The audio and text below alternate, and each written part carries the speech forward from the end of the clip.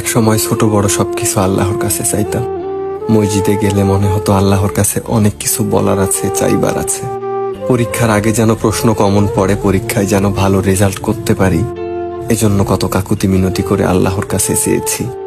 হয়তো খুব সিলি মনে হবে, কিন্তু সেই সময় আমাদের ছোট্ট হৃদয়গুলো জানতো এমন একজন আছেন যার কাছে সবকিছু চাওয়া যায়, যিনি সবকিছু দিতে পারেন। ওনার কাছে অসম্ভব বলে কিছু নেই। এখন আমরা শিখছি ইউ ক্যান ডু ইট। স্বপ্ন যেন তোমাকে ঘুমোতে না দেয়। নিজের উপর বিশ্বাস রাখলে কেউ আটকাতে পারবে না, তুমি চাইলেই সব পারবে। এরকম নানান আমিময় মোটিভেশন। এই দুনিয়ার মোটিভেশন রবের সাথে সেই নিষ্পাপ সম্পর্কটা নষ্ট করে দিয়েছে। আল্লাহর কাছে নাছোড় বান্দার মতো কিছু চাইবার সেই সহজ সরল জীবনটা আমাদের ছেড়ে চলে গেছে।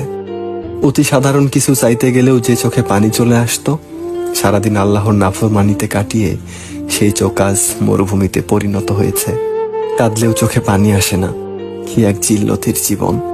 যে মোটিভেশনাল স্পিচ মহান রবের সাথে সম্পর্ক ছিন্ন করে, আমিময় জীবনের দিকে ধাবিত করে, সেটা আসলে সফলতার মোটিভেশনাল স্পিচ নয়, সেটা ধ্বংসের।